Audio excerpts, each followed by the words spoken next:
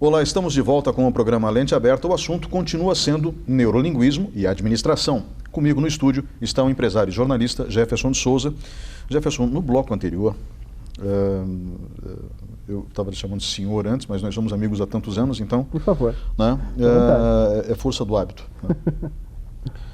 Nós estávamos falando no bloco anterior justamente sobre essa conexão do neurolinguismo com a neurocomunicação e com a necessidade de nos comunicarmos com eficiência para que a mensagem seja transmitida, absorvida por quem tem que decodificá-la e dessa forma então essa pessoa possa executar o que deve ser feito de maneira mais proveitosa. Aí eu estou falando já direto do mundo corporativo, né? Uhum. Porque nós temos sim um problema gravíssimo no mundo corporativo de comunicação. Aliás, não só no mundo corporativo, na sociedade contemporânea nós temos uma deficiência terrível. Tem um linguista francês chamado Ferdinand Saussure, e Saussure desenvolveu no século XX uma teoria muito doida chamada teoria do idioleto, que é o idioma de uma pessoa só. E, embora isso pareça absurdo, nos dias de hoje eu acho que faz todo sentido. A impressão que dá, entrando nas redes sociais, é que as pessoas não falam o mesmo idioma, mesmo que estejam no mesmo país. Como é o caso do Brasil, falando português, né? Para início de conversa, o domínio da língua portuguesa é sofrível no Brasil, né, que já é uma língua muito difícil, com 6 tempos verbais. Agora, o que me arrepia é a incapacidade de compreensão, é a falta de bagagem para você compreender aquilo que o outro está passando. Porque se você tem a capacidade de se colocar no lugar do outro, a comunicação é mais eficiente. E no mundo corporativo existem uma série de treinamentos para você tentar formar um espírito de equipe que permita isso. O neurolinguismo aplicado ao mundo corporativo permite isso? Permite isso.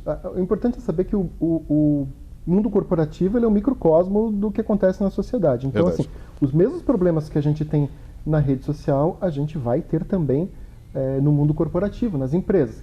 Reduzido a partir de um processo que cada empresa faz de seleção das pessoas. Então, elas vão buscar pessoas que mais ou menos se adequam àquele espectro para que a comunicação flua. Isso, o headhunter, a pessoa que está, o entrevistador, o profissional de RH, vai buscar pessoas que estejam, enfim, naquela mesma sintonia. Mas isso não é fácil, porque dentro de onde há seres humanos, há divergência.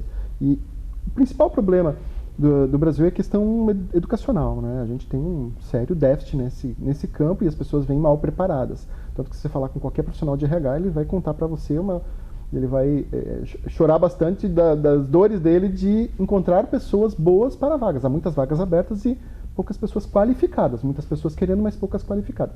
Então, eu vejo que nesse processo, a compreensão da liderança dos processos de neurolinguística, de comunicação e de interação com o outro, ele tem que ser um profissional mais preparado para isso. Então, a nossa crise hoje de comunicação é também crise de liderança, porque os nossos líderes não estão preparados da forma mais adequada para se comunicar. Ou se utilizam disto para também dominar determinadas narrativas. O que acontece é que a gente precisa definitivamente ter um investimento em educação para nivelar, pelo menos, você falou da língua portuguesa, que é algo difícil, mas a gente vê na internet, os textos são absurdos, né, escritos de maneira ininteligível muitas vezes, e isso gera uma série de problemas. A comunicação verbal é muito falha, e a compreensão cultural e histórica, né? A compreensão histórica, a falta de cultura mesmo, isso influencia também nos processos de comunicação. Por quê? Onde dá problema na comunicação? Ou no receptor, que não está fazendo o trabalho direito, ou no emissor, ou no receptor, ou no canal. Que canal? Se eu estou falando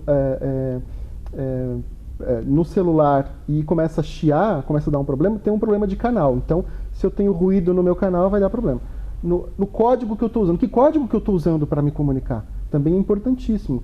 Se eu estou falando A e o outro está falando B, não temos os mesmos referenciais, o nosso código vai ser diferente, né? Se eu falo, por exemplo, matéria para jornalista é uma coisa, para físico é outro, para professor é outra coisa. De que matéria nós estamos falando? Então a gente tem que ter o código também aliado. E o conteúdo?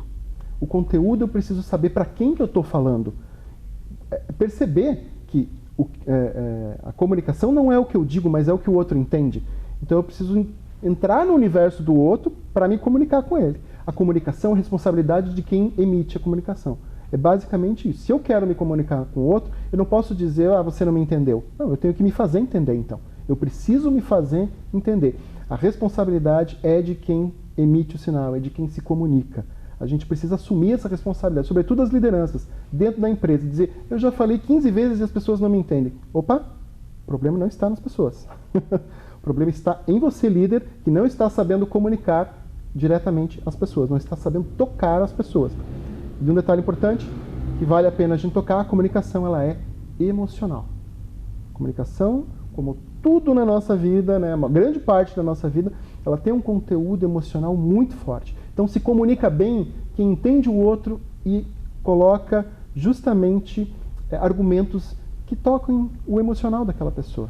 Se você falar daquilo que ela gosta, se você envolver a pessoa num propósito, com certeza a tua empresa chega na meta planejada. Se ela simplesmente descrever um número, o número que tem que chegar é isso aqui, quem chegar lá vai ganhar um dinheiro.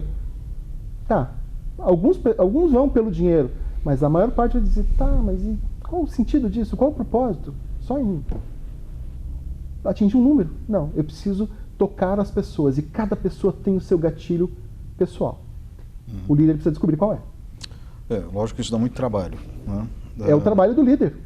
Né? O trabalho dele é esse, é se comunicar adequadamente. O líder, ele não é... Quando a pessoa sobe na hierarquia, ela sai de uma função técnica para uma gerencial. A técnica é fazer. A gerencial é observar, medir, atingir metas, convencer pessoas. Acima de tudo, convencer as pessoas a comprar os projetos e a chegar no resultado. É basicamente isso. Isso se faz com comunicação bem feita. A gente falou da realidade brasileira. Em outros países, onde o acesso à educação é um pouco mais amplo, vamos colocar dessa forma, isso transcorre com mais facilidade, né? Por exemplo, na Suécia, né? No Japão nem se fala, né? Mas quando a gente pega o que seria a Coreia do Sul, com 82% da população com curso superior, né? Então, a curso superior faz a diferença, o acesso à educação ajuda, né? Entende? Muito, muito. Sem dúvida. Mas você falou, desculpe, você falou de algumas culturas. Você veja, é profissional que trabalha em multinacional. Sim. Ele precisa ter uma compreensão de mundo muito maior, porque ele precisa saber que para falar com o japonês é diferente de falar com o alemão. É diferente do que falar de um coreano, que é da mesma região. Né? Exatamente. São completamente diferentes. Então eu preciso ter um cabedal cultural para me comunicar com determinadas pessoas e para saber que o alemão vai ser extremamente seco, duro e assertivo, mas vai querer resultado e vai dar resultado.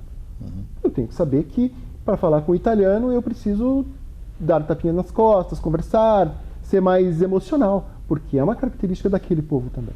Então, de novo, é compreender o outro a partir da nossa compreensão de nós mesmos para ter uma eficácia na comunicação.